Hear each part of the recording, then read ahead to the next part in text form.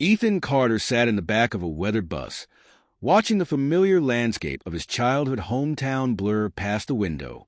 Liberty, Pennsylvania, nestled in a valley surrounded by dense forests, once stood as a symbol of hard work and community pride. But as the bus rumbled down Main Street, Ethan saw a different town, a town weighed down by despair. The storefronts that once thrived were boarded up, the streets eerily quiet. The heart of Liberty had been hollowed out, and the cause was clear. Huxley Industries. Huxley Industries, a sprawling corporation with its tentacles in every corner of the town's economy, had taken over Liberty after the local steel mills shut down. What was once a promise of employment and stability had turned into a nightmare. Contracts were exploitative, wages barely enough to survive, and dissent was swiftly silenced. Ethan hadn't planned to return to Liberty. After 2 tours overseas, he sought peace and anonymity in the vastness of America. But the call from his best friend, Tommy Gallagher, had changed everything. "Ethan, it's bad here." Tommy's voice had crackled over the phone. "We need people who aren't afraid to speak up. People like you." Ethan had tried to resist. He wasn't the man he used to be. The war had left him broken, haunted by memories he couldn't escape. But the desperation in Tommy's voice lingered in his mind. And now, here he was, stepping off the bus into a town he barely recognized. Tommy was waiting for him at the station, his once bright eyes now dulled by years of hardship.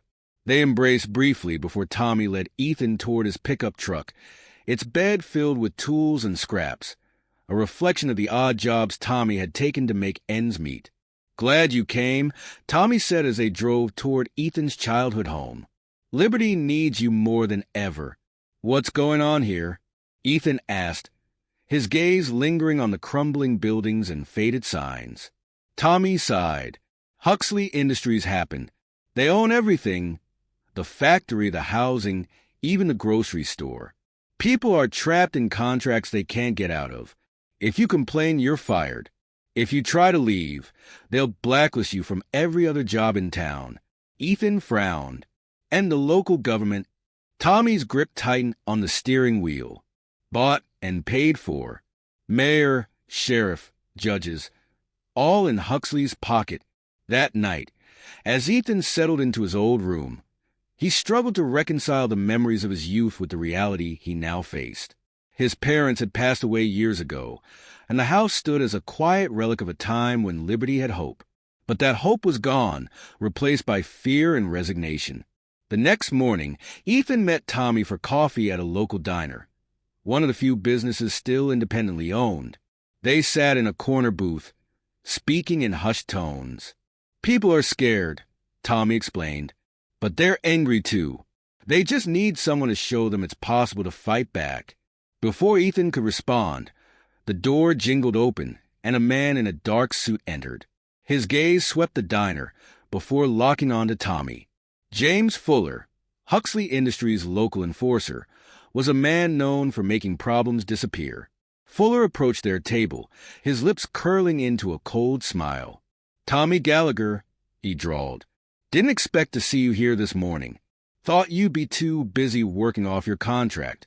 "I'm on my break," Tommy said, his voice steady but his eyes wary. Fuller's gaze shifted to Ethan. "And you must be the veteran. Ethan Carter, right? I've heard about you." Ethan didn't flinch. "Then you know I'm not afraid of men like you." Fuller's smile tightened. "Liberty is a different place now, Mr. Carter. It's best to keep your head down and your nose out of other people's business." As Fuller left the diner, Ethan watched him go with a growing sense of resolve. Liberty might have changed, but bullies were the same everywhere. He'd faced worse than men like Fuller, and he wasn't about to back down.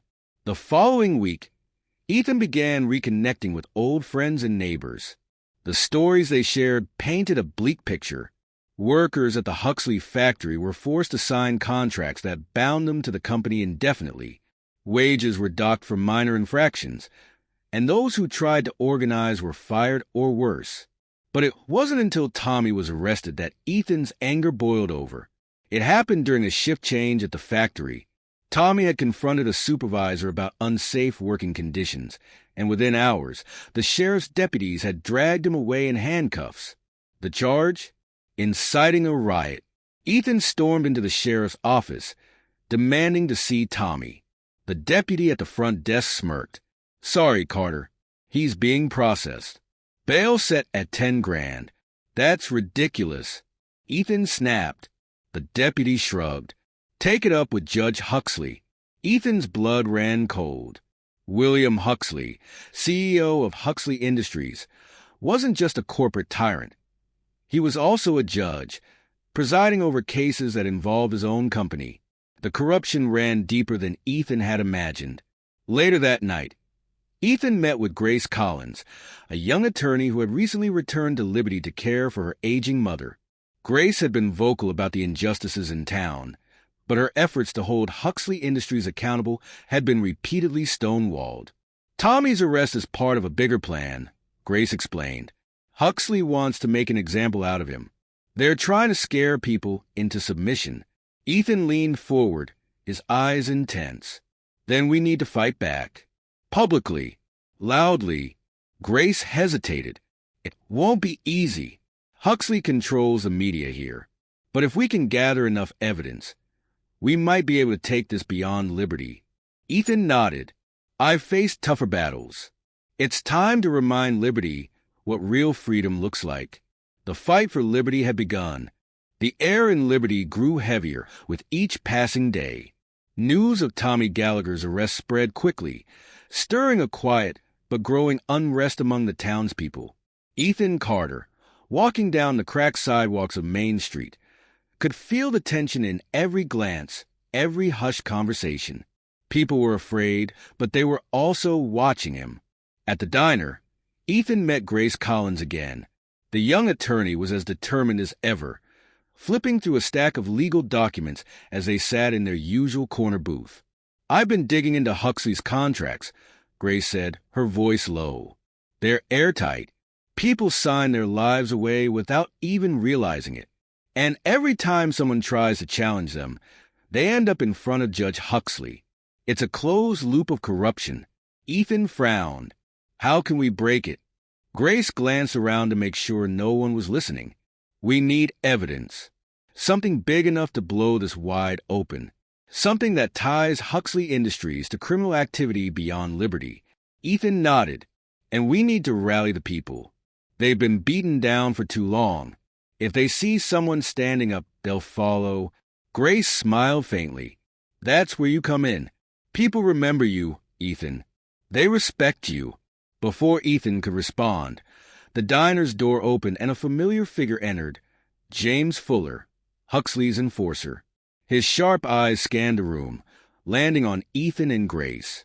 He approached with deliberate steps, a smirk playing on his lips.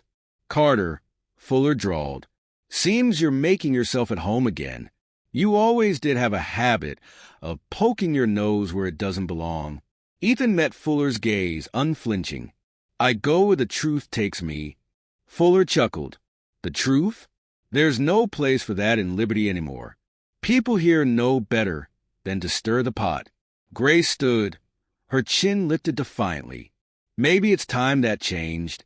Fuller's smirk faltered, his eyes narrowing. "Careful, Miss Collins. You wouldn't want to end up like your friend Tommy." Ethan took a step forward, his voice steady but cold. "That's a threat." Fuller leaned in, his voice dropping to a whisper. "It's a promise." As Fuller turned and left the diner, Grace exhaled shakily. "He's scared," she said. "We're getting to them." Ethan nodded. "Then let's push harder." The next day, Ethan and Grace began their work in earnest. They reached out to old factory workers, collecting testimonies about the harsh conditions and unfair contracts. They documented stories of wage theft, unsafe working environments, and threats made against those who spoke out. One of the first to come forward was Mary Thompson, a widow whose husband had died in a factory accident that Huxley Industries had covered up. "They said it was his fault," Mary whispered, tears in her eyes. "But the equipment was faulty. Everyone knew it." Grace took Mary's hand. "We're going to make them pay for what they've done."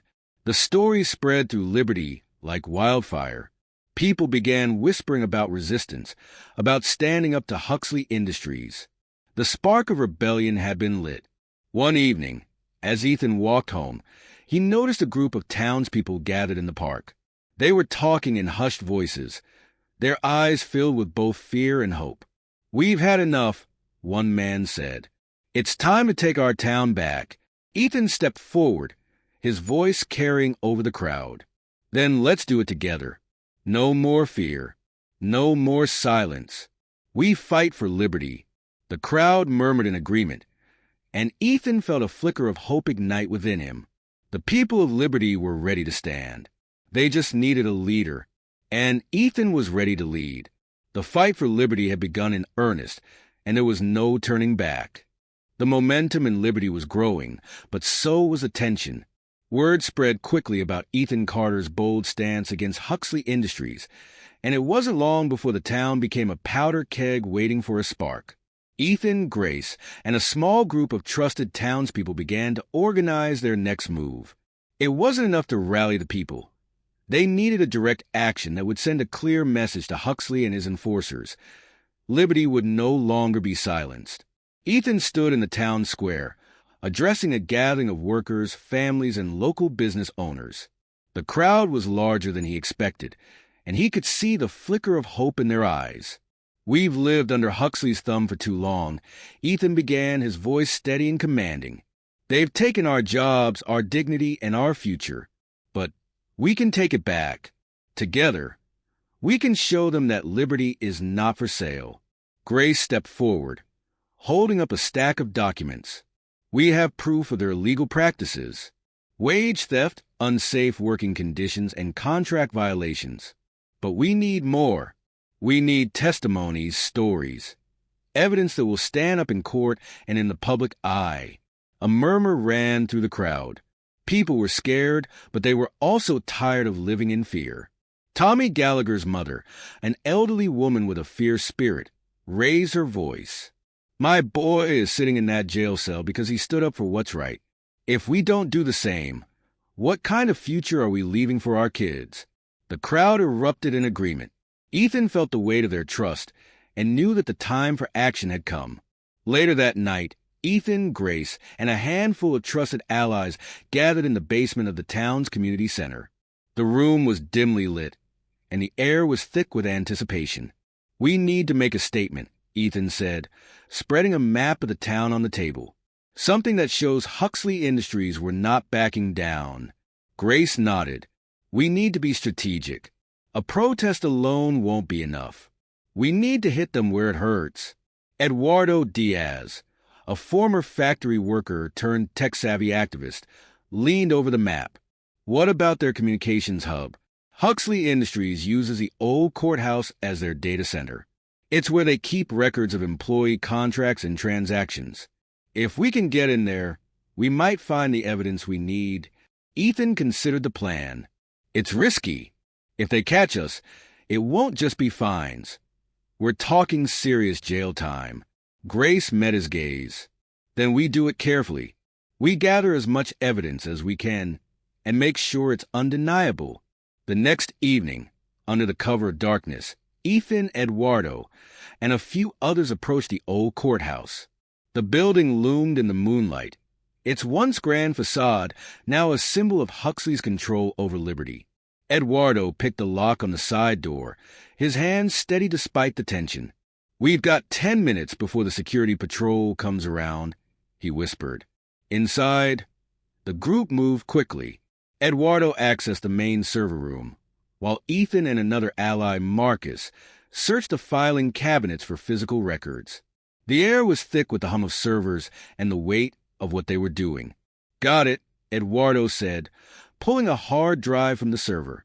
"This has payroll records, contract details, and communications between Huxley execs." Suddenly, a noise echoed from the hallway. Footsteps. Ethan motioned for silence. The group froze as a flashlight beam swept across the hallway outside. The footsteps grew louder, then stopped just outside the door. A voice crackled over a radio. "All clear on this side." The footsteps receded, and the group exhaled in relief. "Let's get out of here," Ethan whispered. Back at the community center, the group gathered around Eduardo's laptop as he decrypted the files from the hard drive. The information was damning: evidence of wage suppression, bribes to local officials, and even a memo detailing efforts to cover up workplace injuries. "This is it," Grace said, her voice filled with determination. "This is what we need to take them down." Ethan placed a hand on her shoulder.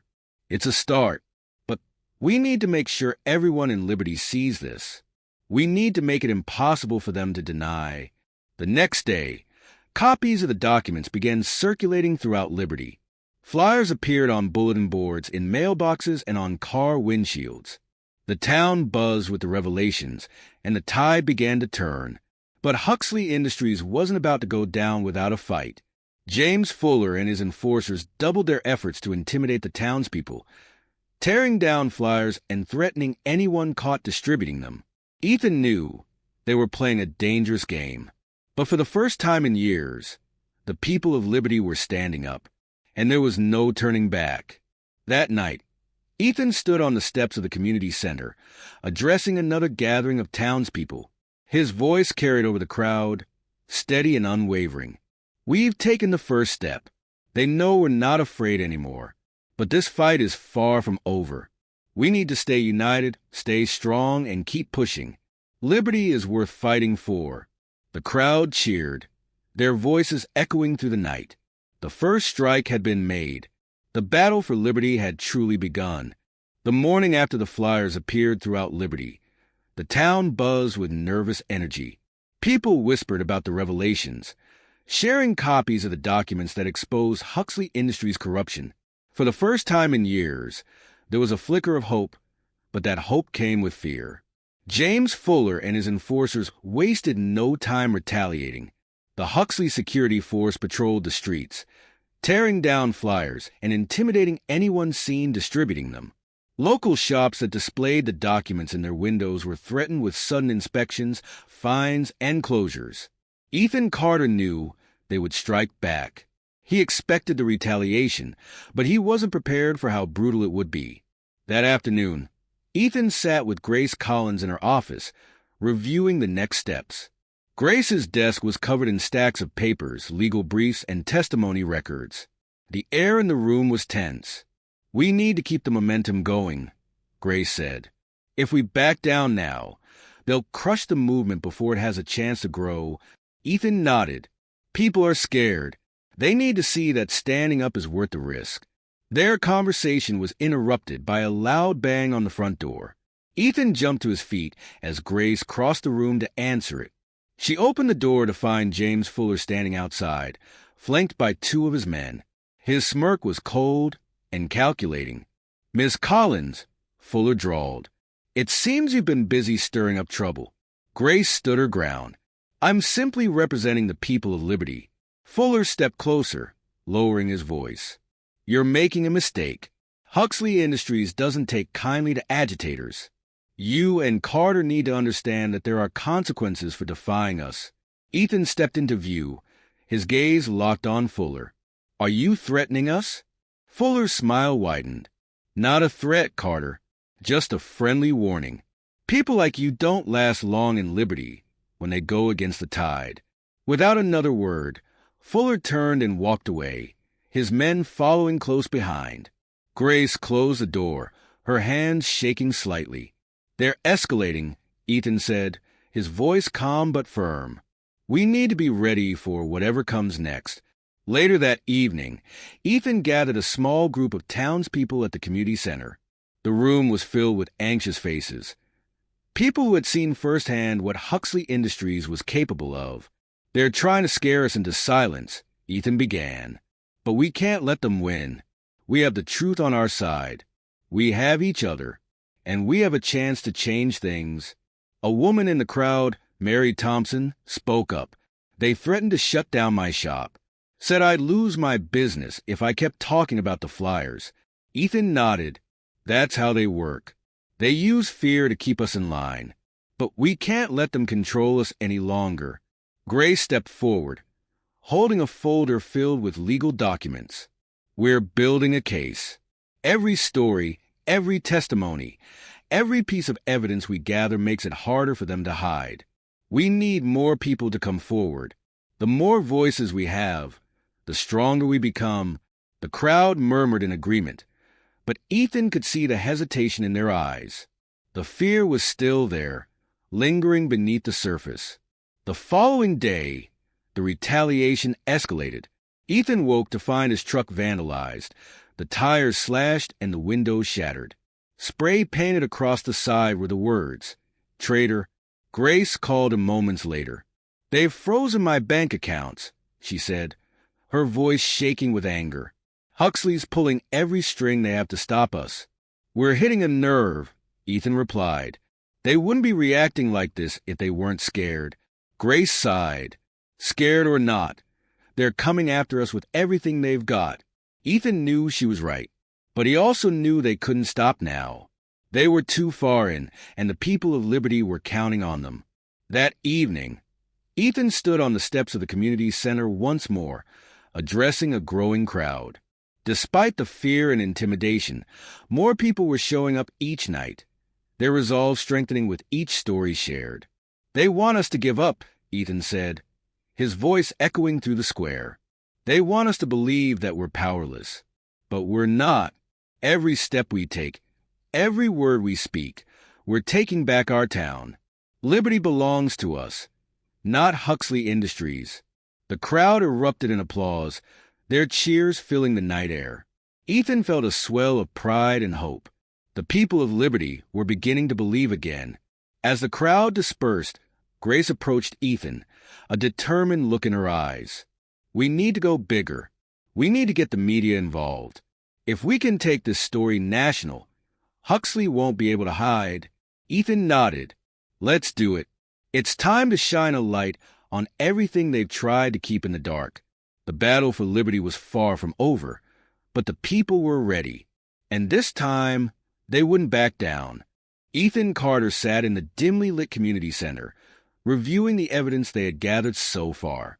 Documents detailing unsafe working conditions, pay discrepancies, and testimonies from former employees painted a damning picture of Huxley Industries. But it wasn't enough. They needed more if they were going to take this fight beyond liberty and capture the attention of the national media. Grace Collins paced the room, her brow furrowed. "The problem isn't just the evidence," she said, breaking the silence. "It's the fear. People are scared to speak out publicly. They know what Huxley is capable of." Ethan nodded. "We need a symbol, something that shows them we're not just fighting for ourselves. We're fighting for all of liberty." Their conversation was interrupted by a knock on the door. Eduardo Diaz, their tech-savvy ally, entered with a laptop in hand. "You're going to want to see this," he said, setting the laptop on the table. Eduardo pulled up a video file. The footage showed James Fuller, Huxley's enforcer, meeting with a group of local officials. The audio was grainy, but the message was clear. "Keep the pressure on," Fuller said. "We can't let Carter and Collins rally the town. Shut down their bank accounts. Cut their power if you have to. Make them feel isolated." Grace's eyes widened. This is it. Proof that Huxley is orchestrating the retaliation. Ethan leaned forward, his jaw tightening. "We need to get this out. If we can show the world what they're doing, it'll turn the tide." The next morning, Ethan and Grace organized a town meeting at the community center. Word had spread about the video, and the room was packed with townspeople eager to hear the latest developments.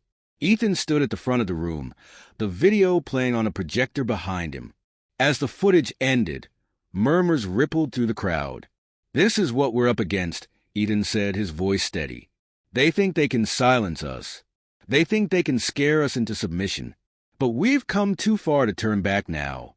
Mary Thompson, the widow who had spoken at a previous meeting, stood up. "We're not afraid anymore," she said, her voice firm.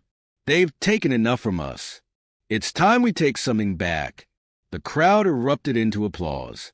Ethan felt a swell of pride and determination. The people of Liberty were ready to fight.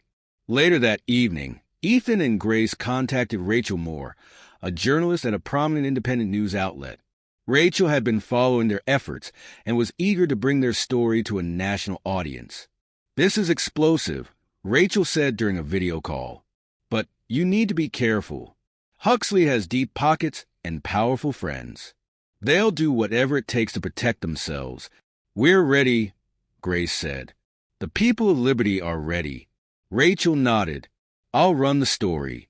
But you need to keep the pressure on. The more attention this gets, the harder it'll be for them to shut you down." As the story gained traction, the retaliation from Huxley Industries intensified.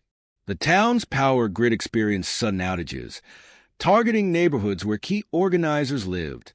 Anonymous threats were left on doorsteps, and several townspeople reported being followed by unmarked cars. Ethan knew they were nearing the breaking point. Huxley Industries was desperate, and desperate people made dangerous moves. One night, as Ethan walked home from a late meeting, he noticed a car idling at the end of his street. His instincts kicked in, and he took a different route, circling back to approach the car from behind.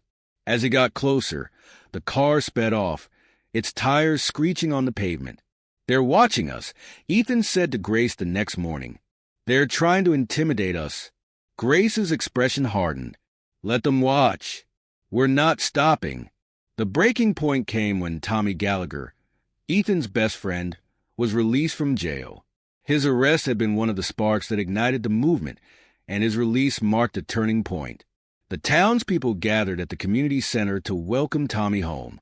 He stood beside Ethan, addressing the crowd. "I was locked up because I spoke the truth," Tommy said. "But they can't lock all of us up. We're stronger together. They can't silence an entire town." The crowd cheered, their voices echoing through the night. Ethan felt the weight of the moment. This was more than a fight for justice. It was a fight for their future. As the crowd dispersed, Ethan and Grace stood side by side. "We're at the breaking point," Grace said. "It's all or nothing now." Ethan nodded. "Then we give it everything we've got." The battle for liberty had reached its most critical stage. There was no turning back. The people were ready to reclaim their town, and Ethan was ready to lead them to victory.